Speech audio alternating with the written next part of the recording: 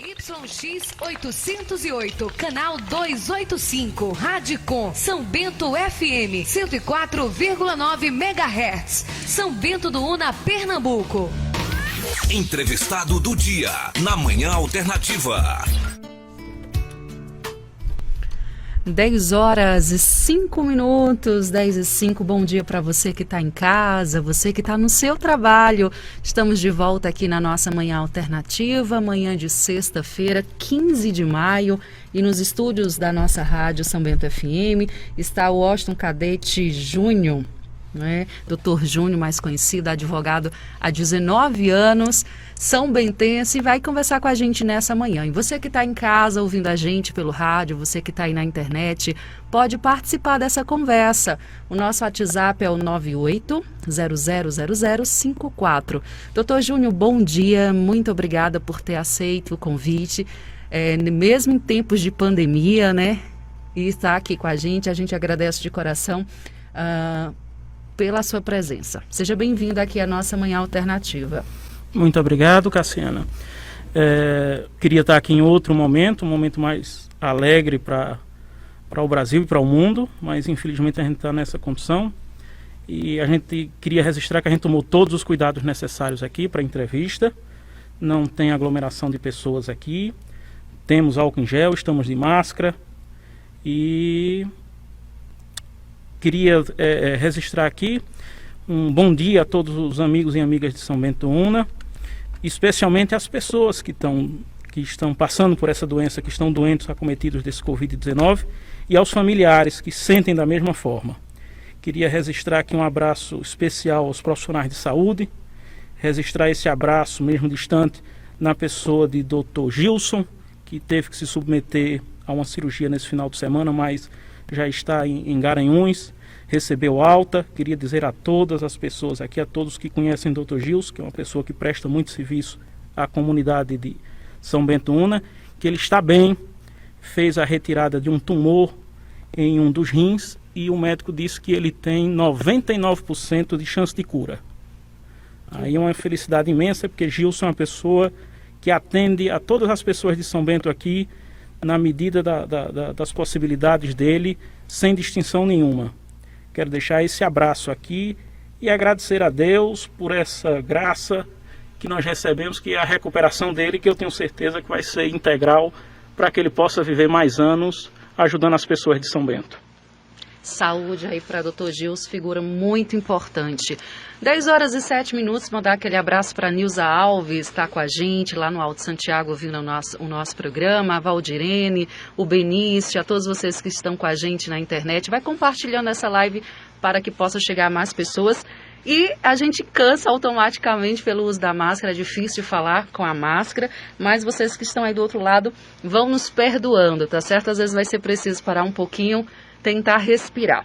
Mas vamos começar conversando, Júnior, sobre quando você decidiu ser advogado, vendo o seu pai, Dr. Washington Cadete, desde pequeno trabalhando nessa área, seu tio, o Hélito também é advogado, ou você não precisava, se eles não fossem advogados, você tinha seguido por essa carreira? Conta aqui pra gente. Não, primeiro eu costumo dizer que se eu não fosse filho de Washington Cadete, eu seria filho de Washington Cadete. Eu não imagino minha existência de outra forma.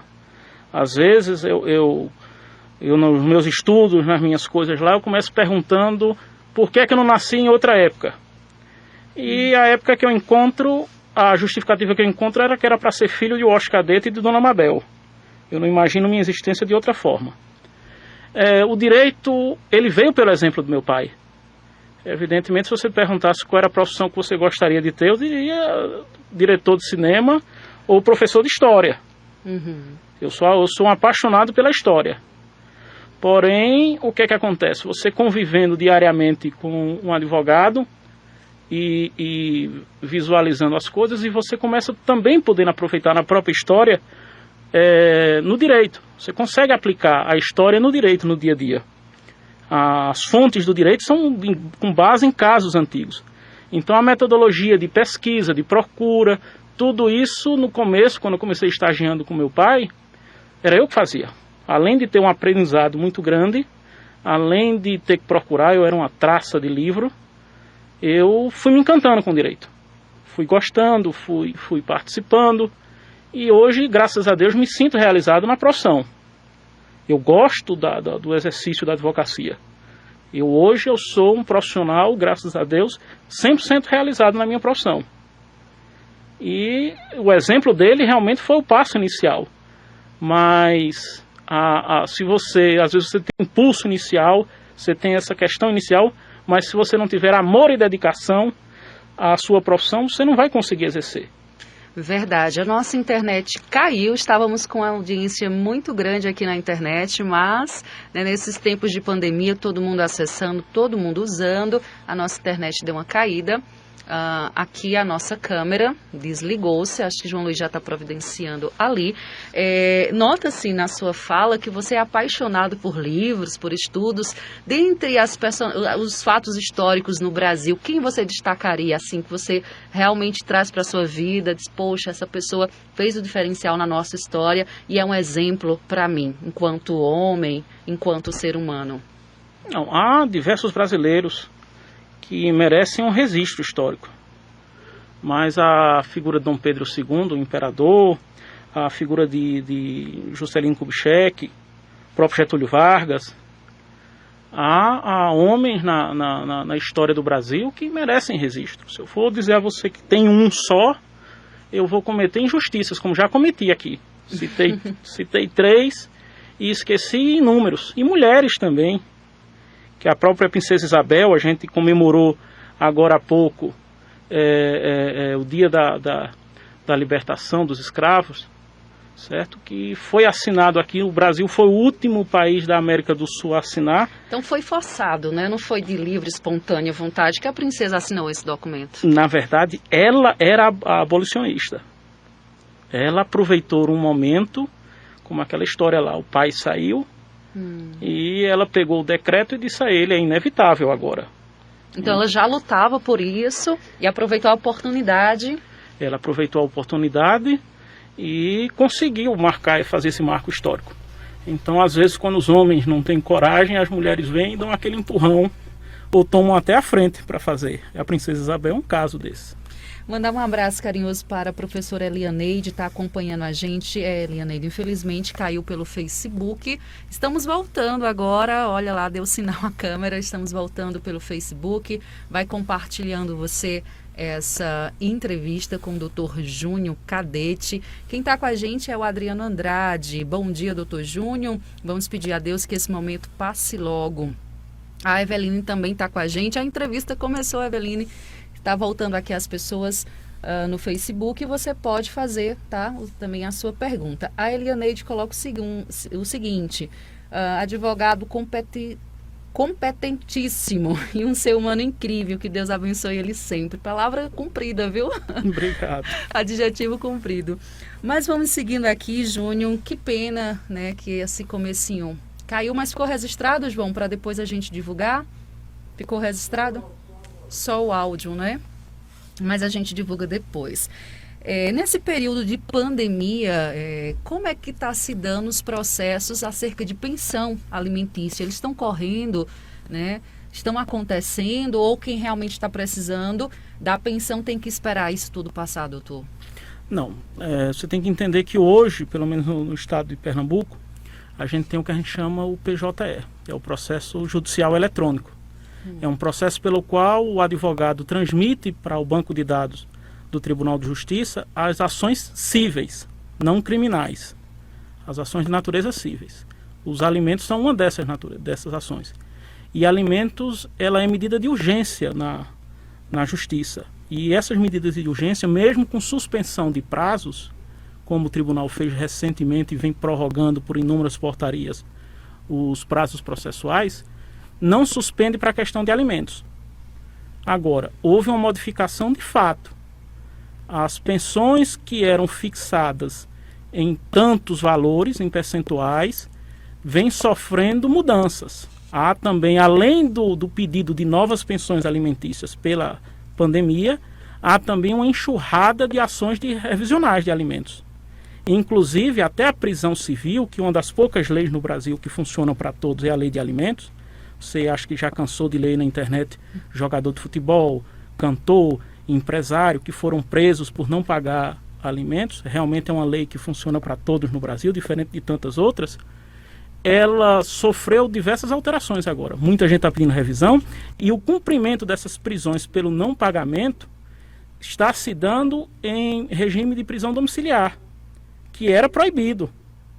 Tinha uma súmula do Supremo Tribunal Federal dizendo que as prisões por dívida civil de alimentos não poderiam ser cumpridas em regime domiciliar. Mas o tribunal agora, em razão dessa pandemia, com medo da contaminação, pelas péssimas condições dos nossos presídios, fato público e notório, que todo mundo sabe, precisa provar isso, tem mandado esses presos todos para casa, para cumprir em casa. O período inicial agora é 90 dias. É uma decisão que já conta com cerca de 30 dias atrás e pode ser até prorrogada ou não. Vai depender aí das situações. Mas quem deve alimentos tem que pagar, tem que continuar pagando. Evidentemente, se está desempregado agora no momento, se está passando por um problema, se está só recebendo os R$600 do auxílio, o que é que eu costumo dizer? Tenta procurar, tenta ver com a outra parte, se for normalmente é a mãe, 80% dos casos é nessa questão, e tenta conversar, tenta mostrar, expor a situação. Agora, a situação do Brasil é essa. Se a gente não começar a dialogar, se a gente não começar a conversar um com o outro, vai ser uma enxurrada de processo que a gente vai levar 5 anos agora para colocar as coisas no eixo. Tentar colocar no eixo. Quem está com a gente é o vereador Léo, da Ação Social. Parabeniza, você diz que é um excelente profissional. Nessa manhã o Léo está com a gente. Existe também o meu apreço pelo vereador Léo, em que pese estarmos agora em partidos diferentes, mas a amizade continua a mesma. Eu sou uma pessoa que, graças a Deus, sempre soube separar as coisas. Já que você tocou nesse assunto em partidos diferentes, se também couber o momento você responde, se não a gente passa para a próxima pergunta. Dr. Washington Cadete irá sair como pré-candidato a prefeito de São Bento do Una nesse ano? Não, ele colocou o nome dele à disposição do partido. O nome dele já está à disposição. Ele é pré-candidato, não quer dizer que ele vai ser candidato. Você querer fazer um exercício agora de coisa do futuro. Se você tivesse me perguntado há 3 meses atrás se haveria uma pandemia no mundo, eu não teria a dizer com você. Ele colocou o nome dele à disposição do partido. O partido tem o nome dele e vai fazer as reuniões quando possível, que também ocorreu esse problema de atraso, e ver. Agora, Dr. Washington é inegavelmente uma liderança no município, é a principal liderança de oposição à atual administração e tem que ser ouvido. Se vai ser pré-candidato, se vai apoiar alguém, se vai sair para outro cargo, se vai tomar outra situação, isso é uma questão que o tempo é quem vai dizer. Inclusive, as eleições possivelmente serão adiadas. Vai ter mais tempo para isso. Essa seria a minha pergunta. As eleições podem ser em dezembro ou podem ser adiadas para o próximo ano? O que diz a Constituição sobre isso? Olha, se ela fosse para o próximo ano, ocorreria uma prorrogação atual dos mandatos. Então, o que é que está acontecendo no Brasil hoje? Essa prorrogação de mandatos ela só seria possível mediante emenda à Constituição. Isso é um processo dificílimo para se fazer, vai gerar muita discussão, vai gerar muito problema no Brasil. Então, o que é que o Poder Judiciário está conversando com a Câmara dos Deputados e o Senado Federal? Para que se faça o adiamento, pelo menos em meses. As eleições possivelmente vão ficar para o final de novembro ou começo de dezembro. Eu brinco até dizendo que esse ano, quem for para o segundo turno, candidato que for para o segundo turno, vai dar Feliz Natal e Feliz Ano Novo aos eleitores e se vestir de Papai Noel, que as eleições vão ficar muito próximas. E vai ter outro detalhe ainda. Nas últimas eleições, nós tivemos pleitos que foram anulados pelo Brasil inteiro, tivemos situações diferentes. Então, o que é que pode ocorrer nesse próximo ano? Pode ocorrer uma coisa nunca vista, que inclusive o Tribunal Superior Eleitoral está estudando. Imagine, hipoteticamente, que no município a eleição não seja válida, nenhum candidato seja eleito, coisa que já aconteceu naturalmente. Então, o que é que vai ocorrer? Se a eleição de vereador valer, o presidente da Câmara assume, convoca novas eleições, faz o novo pleito, nomeia. Mas vamos drasticamente. Sejam cassados os vereadores e cassados o chefe do Executivo. A questão do chefe do Executivo é claro, quem assume é o titular da circunscrição do Poder Judiciário. No caso aqui seria o juiz eleitoral. Aqui ele assume no lugar do prefeito e convoca as eleições. Agora, para a Câmara não tem previsão. Estão procurando em julgados, estão analisando lá em situações antigas, mas não tem previsão no Brasil. Não tem previsão de vacância do Poder Legislativo. Ou seja, na falta de vereadores, o que é que vai acontecer? Isso é um desafio que o Poder Judiciário vai ter que enfrentar e procurar resolver. Como é que vai suprir se isso ocorrer? Você me pergunta, é possível? É. Tudo é possível, né? Agora é. Olha, eu vou dar um abraço aqui para os nossos queridos ouvintes. A Kátia está com a gente, a dona Cecília, dona Socorro do Alto Santiago, manda um abraço para você. O professor Nielson, excelente profissional, bom dia para você, Nielson. A Beth, a secretária Beth, está sintonizada.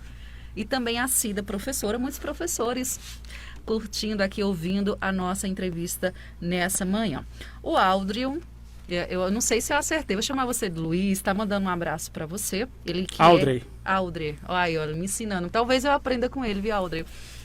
Errei de novo o nome. Ele veio aqui no meu programa e nos deu uma entrevista falando sobre as fake news. Assunto muito interessante, muito pertinente, onde um presidente da República foi eleito, né, através de fake news. Você acredita, Júnior, com a sua visão de mundo, que isso possa se repetir tanto para estado como para município? Acredito. E digo até a você, eu não vivo até assistir essa sua reportagem com o Aldrey, mas existe uma coisa hoje que chamam, acho que não fizeram nem termo ainda em português, deepfake, que é um programa de internet. Se uma pessoa tiver muitos dados na internet, já como um presidente da República, um artista, um cantor, você consegue coletar dados da feição dela e da voz, e por computador você altera. Você consegue colocar ela para fazer um discurso ou falar alguma coisa que ela nunca disse na vida. Imagine se você colocar alguém para fazer isso em áudio ou em vídeo de uma forma que seja dizendo barbáries, dizendo coisas inverídicas, agredindo pessoas, xingando. Imagine o peso disso numa cidade do interior. Isso divulgado por WhatsApp. E é fácil descobrir quem faz isso? É algo que quando vier a descobrir não tem mais graça? Olha, não é fácil, porque é fácil em locais como São Paulo, como Recife, onde você tem sede da Polícia Federal. A Polícia Federal, pelo código lá de desfazer o áudio falso ou o vídeo falso, ela detecta qual foi o computador que foi feito. Ela começa a investigação para descobrir quem foi o divulgador inicial. Muito simples, chega para você, vai lhe perguntar de quem você recebeu. Você vai dizer: recebi de fulano, beltrano, cicrano, e vão atrás dessas pessoas para saber quem é seguindo a trilha. Vai seguindo a trilha e faz a comparação do computador da pessoa com aquele arquivo enviado. Se a criptografia bater, está comprovado. E judicialmente falando, qual é a pena para quem pratica esse crime? Olha, eu não, de cópia lhe dizer a pena, eu não sei. Sinceramente, eu não sei. Mas há punição para isso, né? Há punição. Na questão eleitoral, tem multa e pode dar, se ficar comprovado que tem até a questão do candidato, pode dar até a cassação dele, se esse fato repercutir no resultado das eleições. Mas cada caso é um caso. Entendi perfeitamente, assunto bem pertinente, né? Os Estados Unidos também teve uma eleição eleição nesse sentido de fake news. Agora, as próprias plataformas como o Instagram, sei que se você deve ter visto recentemente, bloqueou uma mensagem transmitida pelo presidente da República com uma taxa de que estava bloqueado por ser uma fake news, por ser uma mentira. Que apesar que esse termo fake news, a tradução é uma mentira. Uma farsa, né? É uma farsa. E hoje o Facebook, o Instagram, o WhatsApp está tentando, com forma de controle nessa última atualização, se você tentar transmitir uma mesma notícia que não é sua, não é da sua origem, há uma limitação. Você não consegue mais transmitir para um número muito alto de pessoas para fazer repasse. Quem mexe Isso. muito no WhatsApp está verificando isso. No máximo 5 compartilhamentos. Pronto, isso é uma medida tanto para a questão de dados, para diminuir o repasse de dados, porque isso tem um custo, tanto é também uma medida para diminuir essa questão dos fake news. Então, o que é que eu digo à população? Quando receber a notícia, tome aquilo como verdade. Vá lá, se for a notícia da internet, se você ler essa notícia em um site, se esse site não for o UOL, se não for o G1, se não for o R7, se não for um site de procedência, há site na internet que você já consulta para saber se aquela notícia é um fake news ou não. Hoje eu me habituei a fazer isso. Eu recebo uma notícia, tipo que haveria já no estado do Rio de Janeiro e de São Paulo a apreensão de veículos das pessoas que não estivessem usando máscara dentro. É uma medida que está sobre discussão. Já pega como se fosse uma verdade. Já estava lá com valor de multa, já estava lá com valor de apreensão, abertura de processo. Poxa. Aquela outra notícia também de que se pessoas aposentadas estivessem sem máscara na rua, fossem pegas, perderiam a aposentadoria. Diga isso não, que eu usei isso para meu pai usar máscara. Pronto, muita gente usou isso para usar tá máscara. ouvindo em casa. Olhe, pai, olhe, a notícia era fake news. 10h26.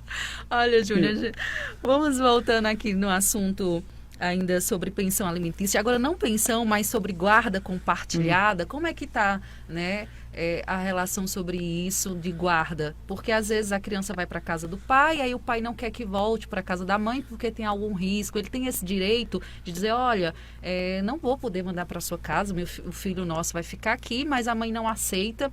Enfim, como é que é resolvido esse problema? Realmente, se se um dos pais provarem por qualquer meio de que aquela criança possa estar exposta a um risco de contaminação desse Covid-19, realmente a guarda ela pode ser, o direito de visita ou até a guarda ela pode ser alterada provisoriamente, mas pode. Não quer dizer que vai ser para sempre. Guarda de menores, eu costumo dizer, e não é nem eu costumo dizer, é a própria lei. Ela não faz coisa julgada. Se eu fizer uma negociação com você, da compra e venda de um veículo, e isso for para a justiça, o juiz der uma decisão e eu e você não recorrermos, aquilo ali fez coisa julgada. A gente não discute mais isso. A gente não vai mais discutir essa questão dessa compra e venda desse veículo. Guarda não. Guarda, qualquer fato, qualquer coisa nova permite a rediscussão. No Rio de Janeiro, um casal o cidadão era médico, tinha a guarda compartilhada dos filhos com a esposa, só que ele estava nessa linha de frente. A esposa foi lá, pediu a suspensão dessa guarda compartilhada para ser unilateral para ela e suspendeu o direito de visita. E a justiça concedeu. Ele só tem acesso às crianças aí por intermédio de WhatsApp, de internet, desses programas aí de videoconferência aí. O Marcos Braga está mandando um abraço para você, grande advogado e amigo. Grande Marquinho. Bruno Cavalcante Braga, bom dia, Cassiana e Dr. Júnior, parabéns pela entrevista e por mais uma oportunidade de aprendermos um pouco mais. Mande um abraço a Dr. Júnior e o parabenize por mim, por essa boa conversa no seu programa. Obrigado. Bruno, beijo para você, uma pessoa muito inteligente também aqui da nossa sociedade. 19 anos advogando, muitos aprendizados, surpresas, desencontros, alegrias e, por que não, tristeza. Desses 19 anos, o que você tira aí de positivo e o que você diria assim, Cassiana, se eu pudesse mudar, eu mudaria isso dentro do direito, dentro da postura de advogados, enfim. Bom, querer mudar, eu sempre quero, mas mudar para melhor. Sempre a mudança é uma coisa difícil porque ela lhe tira da sua zona de conforto. Você está acomodado, você está sentado, você está quieto, você já está... E a mudança ela lhe tira, ela é um processo doloroso de transformação. O mundo está mudando agora. A gente está passando por um processo de mudança. É doloroso, é difícil, mas a gente às vezes tem que mudar. Nesses 19 anos, o que eu mudaria da minha história, eu não mudaria nada. Porque ela é minha. Eu costumo ver isso. Porque o que eu acertei, eu levo como acerto. O que eu errei, eu levo como aprendizado. Ninguém é obrigado a acertar 100%. Mas errar é humano, uma vez. 2 já é burrice. Entendeu? Então, o que é que eu costumo? Eu costumo aprender com meus erros. Costumo aprender isso. Agora, as mudanças no poder judiciário tem que ser muitas. Se eu fosse fazer aqui, comentar com você, elencar, pode marcar um mês de entrevista aí. O poder judiciário, infelizmente, o poder judiciário ele ainda não é livre de acesso a todos. E diante dessa pandemia que estamos vivendo, muita coisa mudou no Poder Judiciário. Você está conseguindo atender os seus clientes de uma forma geral ou tem só casos de urgência? E a Justiça está conseguindo fazer algo online, como as escolas estão se reinventando? Eu creio que todas as categorias estão, né, se reinventando. Por exemplo, eu nunca imaginei fazer um programa de máscara. É muito difícil, é muito complicado. Tive que treinar um pouquinho a respiração e ainda assim continua sendo difícil. Eu tive que me reinventar, eu e os demais profissionais dessa área. Dentro da Justiça, está vendo isso? Você acha que eles estão conseguindo? Vocês estão conseguindo se adaptar ao momento? Ou esperam que passe logo para que tudo volte ao normal? Não, a gente espera que passe logo e volte tudo ao normal. Mas, como eu tinha lhe dito, a gente tem hoje dentro do Poder Judiciário o que a gente chama o PJE, Processo Judicial Eletrônico. Algumas coisas nós conseguimos solicitar à Justiça. Se forem medidas de urgência, são atendidas. Exemplo, os alimentos, que a gente já falou aqui. Outras discussões que podem esperar vão ficar para depois, porque as audiências estão suspensas. Não está tendo atendimento presencial nos fóruns. Os fóruns não estão recebendo advogados, não estão recebendo as partes. E isso prejudica muito, porque em que pese todas as tecnologias, o contato entre os dois advogados de uma parte ou de outra, mesmo na briga, a gente consegue estabelecer quais são os parâmetros comuns, consegue conciliar. Não, dá para resolver isso aqui, dá para a gente conciliar isso, vamos resolver. E essa outra parte a gente deixa para o juiz resolver. E a gente não está conseguindo isso. Os contatos demoram, fizeram uma questão aí de audiência por teleconferência, mas, olha, os links de internet de 90% das comarcas de Pernambuco aí no interior não tem, a gente não tem um link dedicado para a comarca. A própria internet nesse PJE, o sistema cai muito. Próprio para transmissão só de arquivos de texto. Já cai. Imagina você transmitir áudio e vídeo. E outra coisa, as partes não têm também, mesmo que o Poder Judiciário tivesse uma forma de receber essa audiência de teleconferência, as partes não têm como disponibilizar isso. Eu, no meu escritório, não tenho um link dedicado de internet, que é o que precisa, não é essa internet comum. A gente teria que improvisar, tentar fazer por WhatsApp, mas você sabe, você estava fazendo a transmissão aqui, agora há pouco, pelo Facebook, caiu. E é isso que vai acontecer. Então, o que é que a gente está fazendo? A gente está atendendo as medidas de urgência. Todos os meus clientes, eu tento manter contato pelo WhatsApp. Normalmente eu peço, como eu sou muito ruim de rede social... E comentar isso. Eu peço a Elizabeth para cuidar disso, que é minha secretária. Mando até um abraço para ela. Ela é um ouvinte sua aqui assídua. Ganhou até um prêmio aqui essa semana. Estava feliz da vida.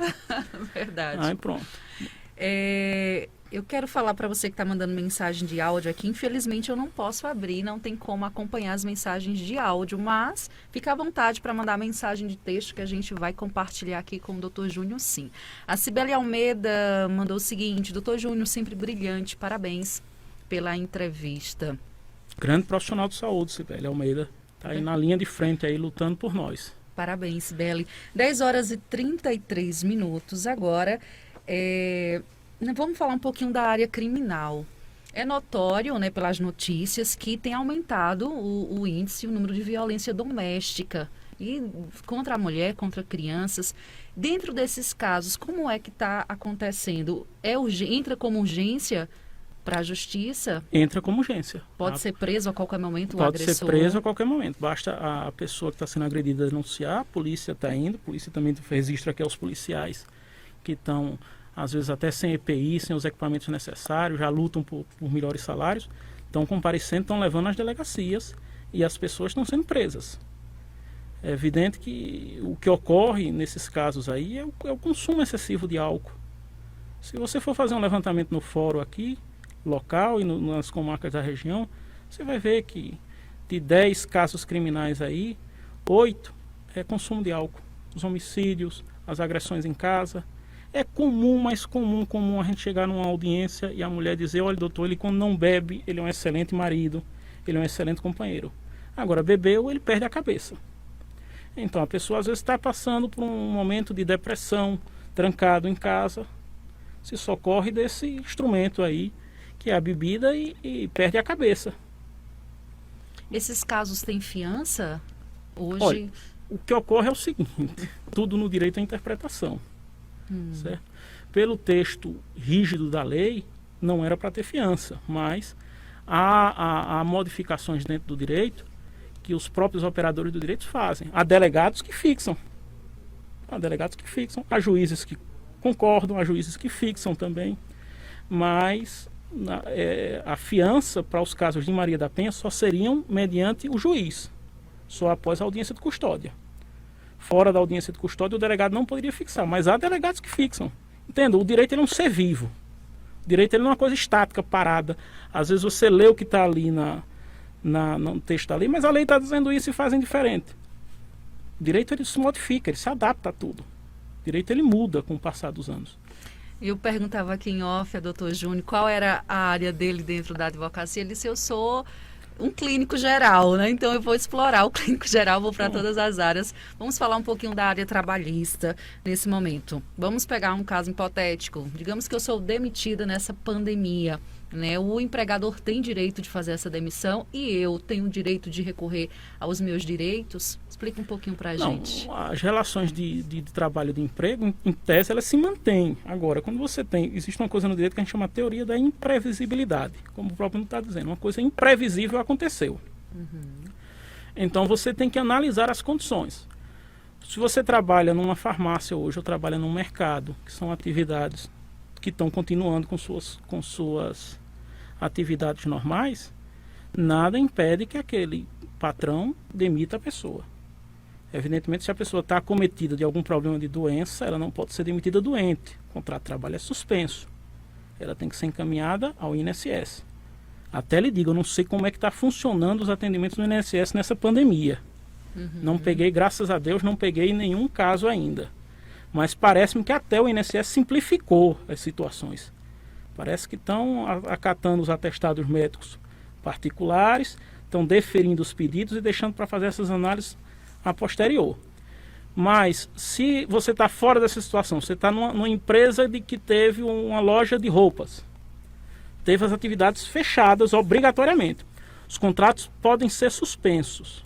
Agora, a medida provisória que estabeleceu a suspensão dos contratos é dificílima para o patrão cumprir as exigências lá para estabelecer. Mas vamos lá, que o patrão consiga estabelecer essas medidas de suspensão. O empregado ele ganha estabilidade, ou seja, mesmo que encerre o contrato de trabalho dele, aqueles 2 meses lá que ele ficou sem trabalhar, ele vai ter direito a todas as vantagens no final do contrato, como se somasse. Como o próprio nome está dizendo, uma suspensão. Mas o que é que eu costumo dizer às pessoas? Analisem a realidade das coisas. Se você trabalha para uma empresa que teve as atividades suspensas, que você está vendo que o seu patrão realmente não está tendo renda, ele já vende, se ele tem uma empresa pequena que necessitava da venda do produto dele ou da prestação de serviço dele, tenta entrar em acordo. É o que eu costumo dizer.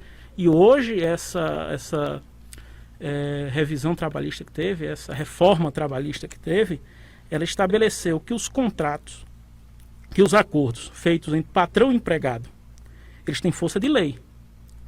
Se esse acordo foi feito entre ambas as partes, sem uma coagir a outra, ou seja, sem uma botar, vamos usar um linguajar comum aqui, botar a faca no pescoço da outra, sem uma usar a força que tem sobre a outra, ele é válido. Então, em qualquer categoria. Em qualquer categoria, até mesmo para essas que estão. Se o direito é do empregado, se você vai abrir mão de 99% do seu direito, é um direito sua, contanto que não haja coação, que não haja você não se sinta obrigado, certo? Entendido, doutor. 10h39, tá vendo? O tempo passa rapidinho. A Márcia Lúcia Almeida foi embora aqui, mas estava parabenizando. A Lindinalva Campos, muito importante esses esclarecimentos. Achei aqui a Márcia. Deus abençoe todos nós, doutor Júnior Cadete, respondendo ali a sua mensagem anterior. Vamos falar um pouquinho sobre as relações comerciais, trabalhistas, conceituais após essa pandemia. O que é que a gente pode esperar que vem depois disso tudo?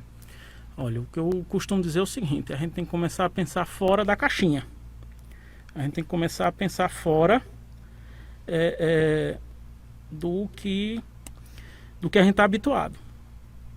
Você, para ter ideia, essa pandemia, a gente já teve histórico como eu disse a você, como eu gosto de história, a gente já teve história no mundo, já tivemos pandemias no mundo. A gente teve a peste negra, que ninguém lembra, mas a gripe espanhola. Teve a gripe espanhola, que de espanhola não tinha nada. Não sei se já abordaram isso aqui com você. A gripe espanhola, ela surge nos Estados Unidos antes da Primeira Guerra Mundial, num campo de treinamento de soldados americanos que iam para a guerra. O cara inventou de criar porcos para alimentar as tropas lá em péssimas condições de higiene com soldados. Um vírus da gripe desse, de porcos, consegue migrar para o corpo humano e se adaptar. Mesma coisa agora. Consegue migrar e se adaptar e contamina um cozinheiro norte-americano. Que, por sua vez, o tempo de incubação é a mesma coisa que a gente está ocorrendo aqui. Demorou, colocaram um soldado americano lá dentro do navio, o navio foi para a Europa, contaminou. A gripe espanhola no mundo matou mais que a Primeira e a Segunda Guerra Mundial juntas. Ninguém diz isso. Aí você pergunta, por que chamava gripe espanhola? Espanha, durante a Segunda Guerra, durante a Primeira Guerra Mundial, ela era neutra, ela não participou no começo. Então, o que acontece? As fontes de comunicação, Brasil e Europa, para os jornalistas, se davam melhor com a Espanha. Então, todas as notícias que vinham para o Brasil, vinham mediante os jornais espanhóis. Então, a mídia fazia o que costuma fazer hoje. Disse o jornal espanhol tal, que morreram 10 pessoas de gripe. Disse o jornal espanhol tal, que morreram tantas pessoas de gripe. Então, a população começou chamando, só aqui no Brasil, de gripe espanhola. Só, olha, essa coisa lá que vem da Espanha, virou a gripe espanhola. E eu me preocupo muito nessa questão pós-pandemia, porque eu estou vendo que o Brasil está perdendo uma oportunidade muito grande. Após, não é brincadeira não, mas após toda pandemia, todo momento de turbação, vem a calmaria. Após a peste negra, o mundo teve o renascimento cultural e artístico. A gente teve uma grande progressão. Após a Primeira e Segunda Guerra Mundial, os anos 50 foram fantásticos para o mundo.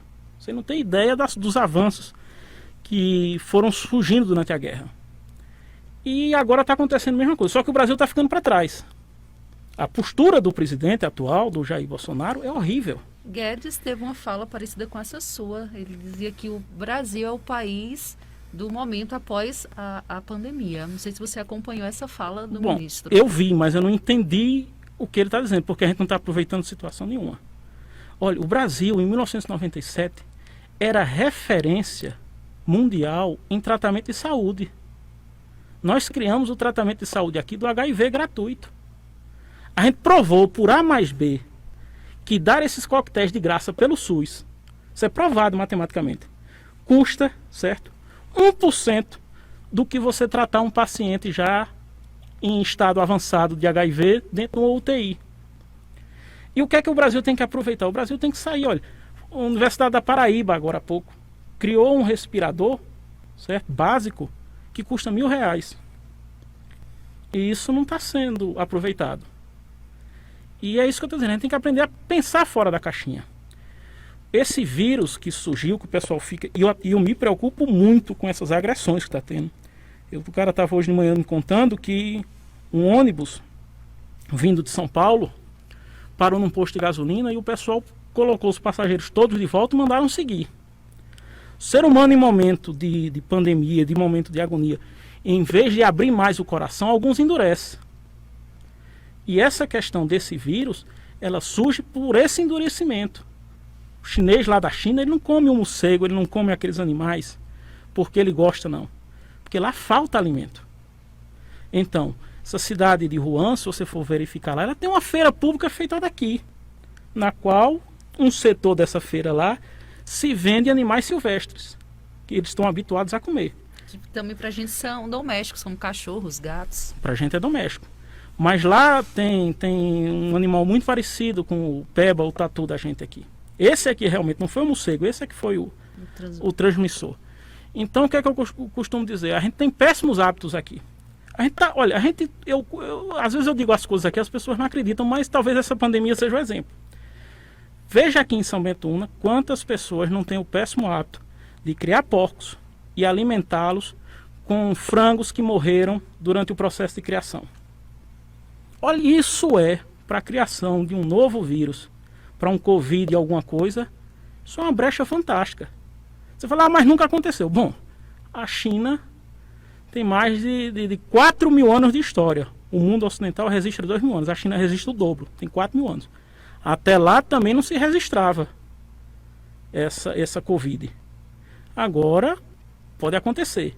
E imagine o preconceito que ocorreria hoje se esse vírus tivesse surgido no Nordeste. Imagine já o nordestino que sofre de preconceito no Sul e no Sudeste, se esse vírus tivesse. Porque as pessoas não entendem que um vírus ele sofre uma mutação normal. Esses vírus existem desde o começo da humanidade. Se for fazer, até recomendo aqui, quem quiser tirar dúvida sobre isso, procure um cara no YouTube chamado Atla Yamarino.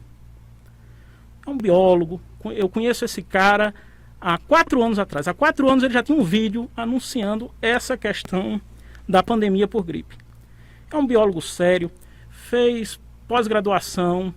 O trabalho dele foi em cima do vírus Ebola, também, que é outro vírus perigosíssimo, porém mata tão rápido que não dá a contaminação dele é lenta porque ele mata muito rápido, diferente desse. Que é rápida a contaminação. Mas mata lentamente e vai contaminando mais gente. Uhum. Mas é Atla Yamarino. Assistam essas pessoas. E o que eu costumo dizer é o seguinte, olha, se você prestar atenção hoje, a maior empresa de fornecimento de transporte hoje, ela não tem um carro. Aí você pergunta, como é que é isso? Uber. O Uber criou um aplicativo na qual intermedia quem tem um carro e quem precisa de uma viagem para um determinado lugar, e ele oferece um valor. Você diz, olha, eu lhe pago tanto para você me pegar aqui e me levar ali. A maior empresa de aluguel de veículos, de aluguel de quartos, não tem um imóvel. É a Airbnb, que é uma empresa que faz a mesma coisa do Uber. Você tem um quarto na sua casa, você mora em Tamandaré, tem um quarto extra lá sobrando, que é alugar no período de carnaval, você coloca lá no site, o site cobra uma comissão de você e ele faz a publicidade. Então o que é que a gente tem que fazer pós-pandemia? A gente tem que pensar fora da caixinha. São Bento precisa muito hoje, principalmente da juventude, desses jovens aí que sabem mexer no computador, sabem programação, sabem essas linguagens todas, comecem a pensar fora da caixinha. Comecem a olhar, comecem a trabalhar aplicativos e coisas. Olha, a gente não tem nenhum aplicativo aqui ainda para compras em mercados. Nenhum mercado pensou nisso ainda. E a internet está aí. E fora outras coisas. Fora outras coisas. Internet, olha, internet não só é para passar fake news. Ela serve para inúmeras coisas mesmo. Mas aí o que é que a gente tem que fazer? A gente tem que ver, e outra discussão também que eu estou vendo nesse mundo pós-pandemia é o seguinte: ninguém está discutindo uma questão essencial, que é a questão de saneamento básico. Um problema sério na nossa cidade. No Brasil inteiro. Certo? No Brasil inteiro. E aqui em São Bento nós temos uma geografia excelente para isso. A cidade ela tem inclinações que levam que o esgoto vai por gravidade, que poderia ir para centrais de tratamento. E esgoto aqui em São Bento, uma discussão que eu vou lhe dizer a você, muito pouco feita até entre os políticos. Porque o que entra de água na sua casa sai de esgoto. Se essa água for reciclada, mesmo para consumo animal ou para plantações, você consegue recuperar 80% dela. Se aumenta a oferta de água em São Bento, em 80%, com centrais de tratamento de água. Tratar água para cerca de 70 mil pessoas custa infinitamente menos do que a construção de uma barragem. Entendeu? É um preço muito acessível. Se não falha a memória, o último orçamento que eu peguei com uma empresa dessa aí para tratar era em torno de 150 mil reais. Você tratar 5 mil domicílios. Aí são coisas que não estão pensando, não estão olhando. No meio jurídico, a gente está tentando modernizar essas relações com aplicativos também de conciliação. Está saindo agora, eu estou recebendo, fiz o cadastro em 2, que a gente vai mandar a proposta de conciliação e vai ter um intermediador. Uma pessoa para dizer, olha, veja isso, veja aquilo, por esses aplicativos. Então, eu digo, nesse mundo pós-pandemia, as pessoas têm que pensar assim. Fora da caixa. Tem que pensar fora da caixa. O Nilson Farias está com a gente, admiro muito esse rapaz. Parabéns pela entrevista, doutor Júnior e Cassiana, pelo programa. A Isabela Pimentel, doutor Júnior, parabéns pelos esclarecimentos à população. Manda um abraço aqui para Rafaela. Rafaela está assistindo, é suspeita, Rafaela, a sua esposa. Minha esposa. Está curtindo a gente. Abraço para você, minha linda. Obrigada a todos vocês que nos acompanharam até agora. Uma manhã muito produtiva, de muito conhecimento. Estou aqui com a biblioteca, onde o assunto que você abordar, ele tem muito conteúdo para passar. Quero dizer que foi difícil marcar essa entrevista, mas não foi impossível, tanto que ele está aqui nesse momento tão difícil, eu entendo também o momento que estamos vivendo. Quero agradecer imensamente agora. Durante os trâmites eu não consegui falar com você, porque realmente ele não usa as redes sociais. Consegui falar com sua assessora no Instagram, a Eduarda, que eu quero mandar um abraço. Ela é daqui de São Bento? Ela, na verdade, é o seguinte, nós frequentamos a mesma comunidade religiosa, que eu queria deixar até um abraço, pessoal da Chama do Amor, a pessoa do nosso fundador Raimundo Valdemir, que é uma pessoa que ajuda muito, ama muito, tanto São Bento Una como todas as pessoas. Mandar um abraço para todo mundo lá na pessoa da minha sogra, Márcia, que frequenta muito lá, para todo mundo lá da comunidade. E ela é uma jovem promissora, estudante de Direito, sempre vive conversando comigo. E como eu comecei a verificar que ela fazia essas coisas para a comunidade lá.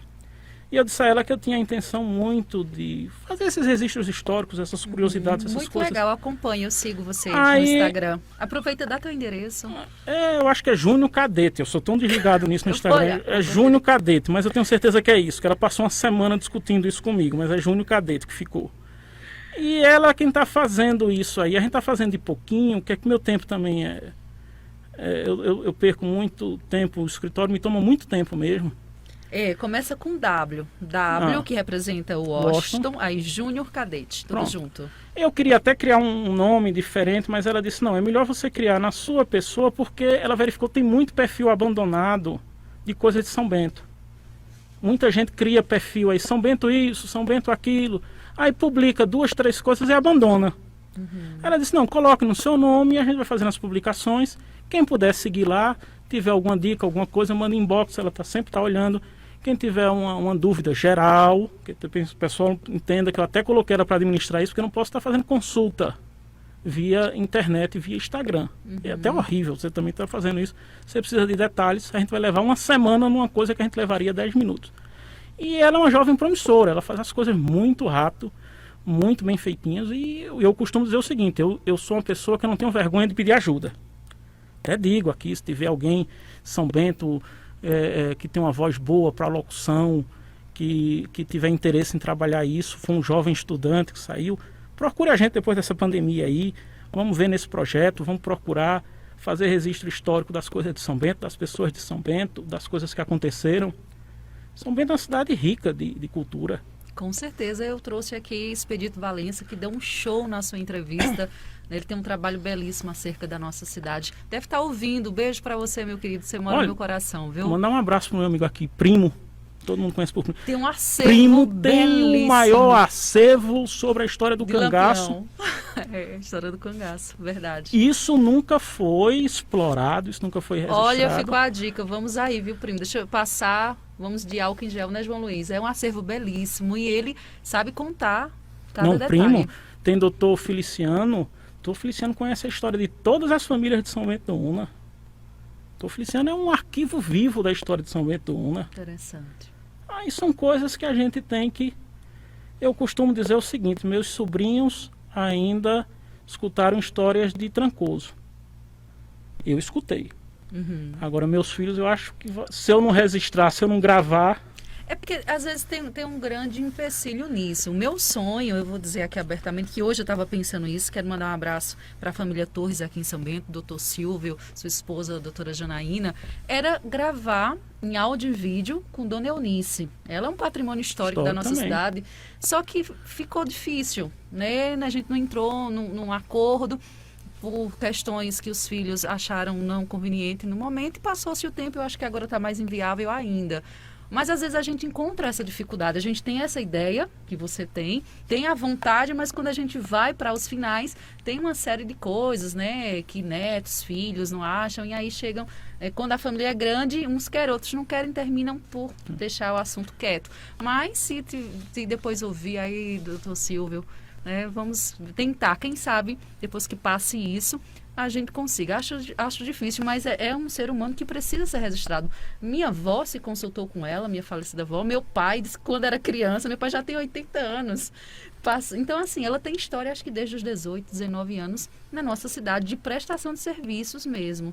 Não é? Ela é uma pessoa fantástica mesmo. Merece um registro histórico. Como tantas outras que nós tivemos aqui, perdemos. Passou e se perdeu, a gente não fez o registro. Meu grande sonho com esse projeto, na verdade, já que você contou o seu aí, eu vou contar o meu, é abrir um centro de compartilhamento em São Bento do Una. Um lugar onde as pessoas possam compartilhar. Você fala compartilhar o quê? De tudo. Às vezes você tem um alimento que está perto de vencer, coloca lá. Quem precisa vai lá, já sabe e pega. Você tem um móvel velho em casa que não lhe serve mais, coloca lá. Alguém pode pegar para reformar, alguém pode levar aquele próprio móvel para isso. Então o que é que eu acredito? O centro de compartilhamento em São Bento, se a gente tivesse um local próprio para isso, para fazer esses compartilhamentos, as pessoas fazerem trocas, isso não é ideia minha não. Isso é coisa, olha, o americano lá nos Estados Unidos, por mais você olhar aquele negócio, o americano vive bem, ele faz a venda de garagem dele 2 vezes no ano.